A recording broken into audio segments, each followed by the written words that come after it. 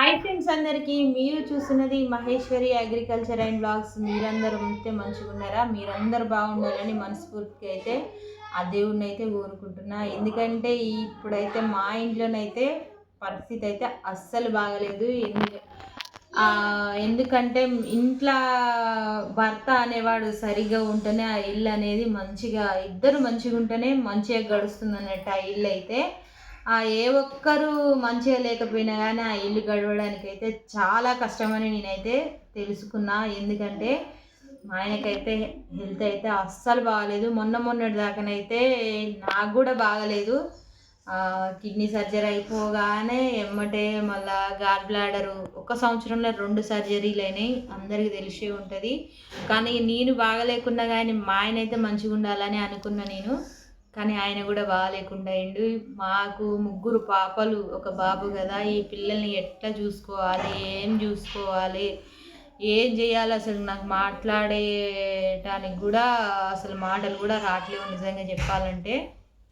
నేను ఇంట్లో ఇప్పుడు సంవత్సరం నుంచి ఇంట్లోనే ఉంటున్నా. అంతకన్నా ముందు అయితే పనికైతే వెళ్ళేదాన్ని. పనికి వెళ్దామన్నా కానీ నాకైతే అస్సలు ఒప్పుకుంటలేదు. ఈ గాలి బ్లాడర్ సర్జరీ అయిన కానుండి అయితే ఇంట్లో పని చేసుకోవడానికి కూడా చేసుకోలేకపోతున్నా నిజంగా. సర్జరీ అయిన కాడ నుండి అయితే ఏ పనికి వెళ్ళాలన్నా కానీ నా వల్ల అయితే కావట్లేదు. ఇంట్లో పని చేసుకునేసరికి ఇట్లా ఆయాసం అవన్నీ వస్తున్నాయి. 4 రోజులు అయ్యేసరికి మళ్ళీ నాకైతే ఎందుకో గొంతు అయితే బాగా నొప్పి పెట్టింది. హాస్పిటల్కి అయితే వెళ్ళిన, అక్కడ కూడా గొంతుకైతే ఇన్ఫెక్షన్ వచ్చిందని. నాకైతే ఒక 5 days వరకు అన్నం తిని రాలేదు అస్సలే. ఏమైనా జావ తాగినా, రాగి జావ, జొన్న జావ తాగినా, చాయ్ కూడా తాగరాలేదు. ఏమన్నా తినంగానే అసలు మస్తు మంట వేసింది. అన్నం తినక కూడా చాలా అంటే చాలా నీరసం అయిపోయినా నేనైతే. ఏంటంటే చూసేవాళ్ళు ఏమనుకుంటారు అంటే ఏమైంది మాకు బాగానే ఉందని అనుకుంటారు. కానీ ఎవరి ప్రాబ్లం వస్తే వాళ్ళకు ఉంటాయి. ఖచ్చితంగా మనుషులకు కష్టాలు వస్తూనే ఉంటాయి, కానీ మరీ ఇన్ని కష్టాలు అయితే రాకూడదు అని నేనైతే దేవుడిని అయితే కోరుకుంటున్నా. ఏం జరిగిందంటే మా ఆయనకైతే 4 సంవత్సరాల కింద బైక్ మీద నుండి అయితే కింద పడ్డాడు. ఎట్లా పడ్డాడంటే కుక్క అయితే అడ్డం వచ్చింది. కుక్క అడ్డం వచ్చేసరికి బండి స్పీడ్లో ఉండేసరికి కుక్క సడల్గా అడ్డం వచ్చేసరికి కింద అయితే పడిండు. కింద పడి చేయి ఇల్లైతే ఇరిగింది. ఇల్లైతే ఇరిగింది. ఆల్రెడీ మీకు అందరికీ తెలిసే ఉంటుంది. మొన్ననైతే ఎక్స్రే తీయించినాం కదా. ఇల్లునైతే ఇరిగి ఇక్కడ పసరకట్టు కట్టిద్దాం అనుకుంటే అక్కడ పోయి చూస్తే ఇల్లు మొత్తం బొక్క మొత్తం ఇట్లా పొడి అయిపోయిందంట. కట్ అయితే కట్టానన్నారు. ఎమ్మటే ఇక నల్గొండ హాస్పిటల్, లీలావతి హాస్పిటల్ ఉన్నది. అక్కడ కొంతమంది మాకైతే చెప్పిర్రు డబ్బులు లేవు, ఏం లేవని. మేము బాధపడేంత లోపే ఇప్పుడు కావాలన్నా సర్జరీ, కనీసం ఏ ఒక్క సర్జరీ కావాలన్నా కానీ 50,000 1,00,000 అయితే తప్పకుండా కావాలి. అందుకని 50,000 వరకు అయితే ఈ ఇంట్లో పరిస్థితి ఏం బాగలేదు అనుకున్నంత లోపే ఒక అన్న అయితే ఫోన్ చేసి అక్కడైతే మంచిగా చూస్తారు, ఆరోగ్యశ్రీ మీద అయితే రాడ్ అయితే వేస్తారు. ఎట్లున్నా ఎక్స్రేలు అవన్నీ డబ్బులు అయితే చాలా తక్కువ అయితే, ఏమైనా ఖర్చులకే అయితే అని అయితే చెప్పిర్రు. అన్నకైతే నిజంగా థ్యాంక్ యూ సో మచ్ అన్న. మేమైతే ఏది ఆలోచించకుండా చెయ్యి మాత్రం ఇంతలా వాసిపోయింది. నాకైతే ఏది తోయట్లేదు అసలుకి. అమ్మకైతే ఫోన్ చేసి చెప్పిన, అందులోపు అమ్మ కూడా హాస్పిటల్ దగ్గరికి అయితే వచ్చింది. ఇక నేను ఒక్కదానే ఉన్నా, నాకైతే ఏది తోయట్లేదు. ఏమైంది, ఏం కథ, ఇవన్నీ దెబ్బలు ఇట్లా ఉండేసరికి నాకైతే చాలా అంటే చాలా భయం వేసింది. తీసుకుపోయినాం ఆల్రెడీ. అక్కడ రాడ్ అయితే ఇక సర్జరీ అయింది, రాడ్ వేయించినాక కొన్ని రోజుల దాకా మంచిగానే ఉన్నాడు. కానీ సడన్గా ఇక డ్రైవింగ్ చేస్తాడు కదా, ప్రతి ఒక్కరికి చెప్తున్నా డ్రైవింగ్ చేసేటప్పుడు అయితే చాలా జాగ్రత్తగా చేయండి. ఎక్కడ అంటే కరీంనగర్ సైడ్ డ్రైవింగ్కి అయితే వెళ్తున్నప్పుడు ఇక్కడ నడుము సైడు పట్టుకున్నట్టు అనిపించేసరికి అసలు కదలరాట్లేదు, మెదలరాట్లేదు. అమ్మో ఇట్లా అయిపోయింది. అసలుకి బ్రేక్ రావట్లేదంట, గేర్ రావట్లేదంట. అసలుకి గేర్ అంటే చేతుల్లోనే ఉంటుంది, క్లచ్ దొక్క రావట్లేదంట. ఏమైంది ఏంది అని నాకైతే ఫోన్ చేసేసరికి మస్తు భయం వేసింది నాకైతే. ఏమైంది, ఎందుకు అట్లా అయింది, మళ్ళీ దగ్గర కూడా లేదు, చాలా లాంగ్లో ఉన్నావు, ఎట్లా వస్తావు ఏంది అని అంటే అక్కడనైతే హాస్పిటల్కి అయితే వెళ్ళని చెప్పిన. హాస్పిటల్కు ఈ బొక్కల డాక్టర్ ఉంటాడు కదా, ఆ డాక్టర్ దగ్గరికి వెళ్తే చిన్న ఎక్స్రే అయితే తీసేసరికి ఏమని చెప్పారంటే ఎన్ను బొక్క ఉంటుంది కదా, ఇది ఎన్ను బొక్క అదైతే అరిగి మళ్ళీ ఎడమైందంట అని అన్నారు. అని చెప్పేసరికి అయితే నాకైతే చాలా బాధ అనిపించింది.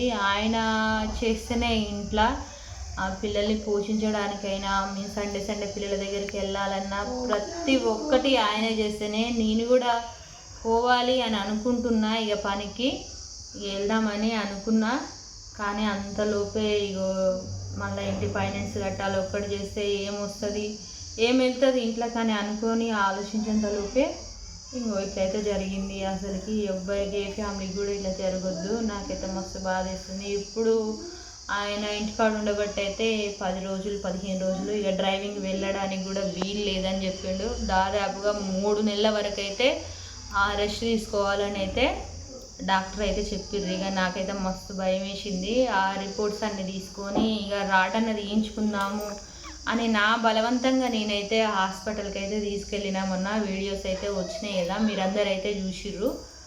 అక్కడికి పోయి చూస్తేనైతే ఫస్ట్ ఇక్కడ చూయించుకునే దగ్గర డాక్టర్ ఏమన్నారంటే ఎంఆర్ఐ స్కానింగ్ తీయించుకోవాలన్నారు నడుము బొక్కకి. మరి ఎట్లా ఉంది ఏం కథ, ఎక్స్రేలు అయితే ఇట్లా ఉన్నది, మరి ఎంఆర్ఐ స్కానింగ్ తీయించుకుంటే బాగుంటుంది అని అంటే చేతిలో రాడ్డు ఉందని చెప్పేసరికి ఎక్కడికంటే సూర్యాపేటకి అయితే వెళ్ళినాం. కనెక్ట్ స్కానింగ్ సెంటర్ ఉంది కదా, అక్కడికైతే వెళ్తే చేతిలో రాడ్డు ఉందని అనేసరికి స్కానింగ్ అయితే తీయనన్నారు. అయ్యో ఇట్లా ఉంది ఏంది అని నాకైతే భయం వేసి ఎమ్మటే మరి రాడ్డు తీపించుకుందామా, మరి ఏం రాడ్డో ఫస్ట్ తెలుసుకొని రమ్మనేసరికి మేమైతే హాస్పిటల్కి అయితే వెళ్ళినాక అక్కడ ఏం రాడ్డు అని సార్ని అడిగినాం. సార్ని అడిగితే మాత్రం వాళ్ళ ఉన్నది స్టీల్ రాడ్డే, కానీ ఎట్లకైనా నువ్వు ఎంఆర్ఐ స్కానింగ్ చేయించుకోవాలంటే రాడ్డు తీయించుకున్న తర్వాతనే చేయించుకుంటేనే మంచిది అని అన్నారు. అందుకోసమని మేము ఎక్స్రే అయితే తీయించినాం. మొన్న ఎక్స్రే తీయించగానే ఏంటంటే అసలు నాకైతే మస్తు భయం వేసింది. ఆ సార్ చెప్పే మాటలకైతే ఏమని చెప్పారంటే ఈ చాలా రోజులు ఉండడం వల్ల ఆ రాడ్డుకి అయితే కొంచెం చిలుములాగా వచ్చింది, ఇన్ఫెక్షన్ అవుతుంది, చెయ్యి పోయే అవకాశం కూడా ఉన్నది అని చెప్పిర్రు.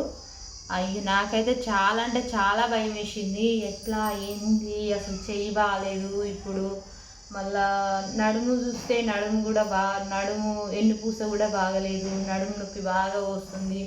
అసలు వంగట్లేడు, అసలు వంగడం లేదు, లేవడం లేదు. కనీసం కొద్దిగా డ్రైవింగ్ చేసినా కానీ అసలు చేయలేకపోతుండు. ఇల్లు ఎట్లా గడుస్తుంది ఏంది అని నాకైతే మస్తు భయం వేసింది. ఇక పొయ్యి రాడన్నది వేయించుకుందామంటే ఇంట్లో వెళ్ళని పరిస్థితి. అన్నీ చెప్పుకున్నా కాబట్టి ఒకటి కూడా చెప్పుకోవాలనిపించింది. నాకైతే చాలా బాధ అనిపించింది. అసలు పడుకుంటేనైతే నిద్ర కూడా రావట్లేదు. ఎందుకంటే ఇట్లకైనా మన ఆడవాళ్ళం మంచిగా ఉన్నా లేకున్నా మగవాళ్ళు ఇంట్లో మంచిగా ఉంటే ప్రతి దానికి కూడా వాళ్ళే చూసుకుంటారు. నాకైతే మా ఆయన కూరగాయల కానించి చిన్న గాజుల కానించి టిక్లీ కానించి ఆయనే తీసుకొస్తాడు అన్నట్టు. నేనైతే ఎక్కువ శాతం అయితే బయటకు వెళ్ళను. ఎప్పుడన్నా బయటకు వెళ్ళిందంటే మా ఆయనతో వెళ్తేనే నాకైతే చాలా సంతోషంగా అనిపిస్తుంది. ఎక్కడ పోయినా కానీ ఆయనతోనే వెళ్తా అన్నట్టు. అట్లాంటి అసలుకి దేవుడు ఈ పరీక్షలు ఎందుకు పెడుతుండు, అసలు మాకు ఏమైందో ఏమో మా ఫ్యామిలీకి అని అయితే మస్తు బాధ అనిపిస్తుంది నాకు.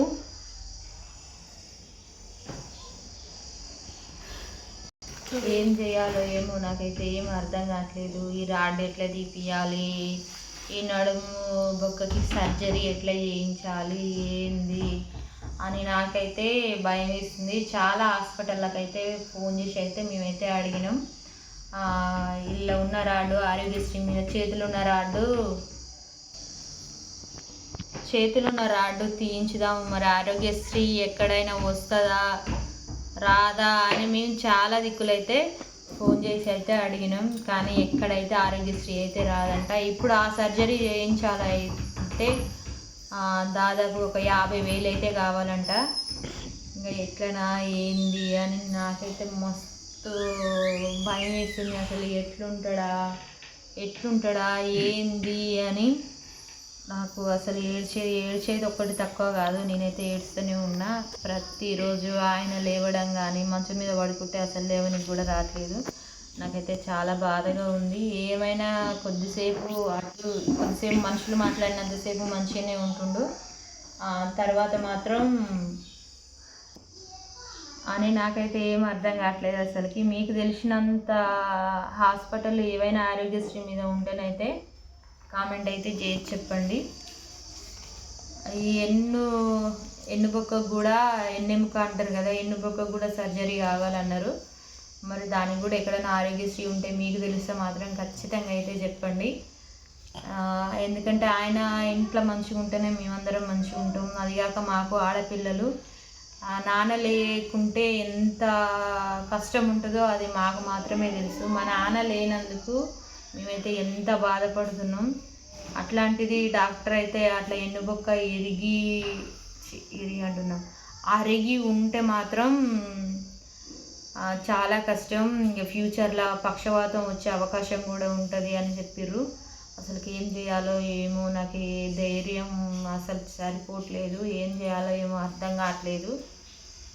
మీకు ఏవైనా హాస్పిటల్లో ఆరోగ్యశ్రీ మీద ఉంటే మాత్రం ఖచ్చితంగా కామెంట్ అయితే చెప్పండి ఫ్రెండ్స్. ప్లీజ్ అందరికైతే దండం అయితే పెడుతున్నా నేను. ఎవరికైనా తెలిసి ఉంటే ఆరోగ్యశ్రీ మీద ఖచ్చితంగా అయితే చెప్పండి. ఇప్పుడైతే లేని పరిస్థితి అయిపోయింది మాకైతే.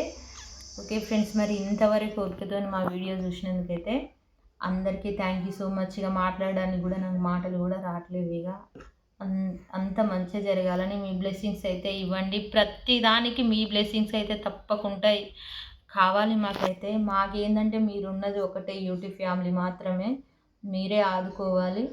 ఓకే ఫ్రెండ్స్, మరి బాయ్. ఓకే ఫ్రెండ్స్, మరి అందరికీ నేను చెప్పేది ఒకటే మర్చిపోయినా.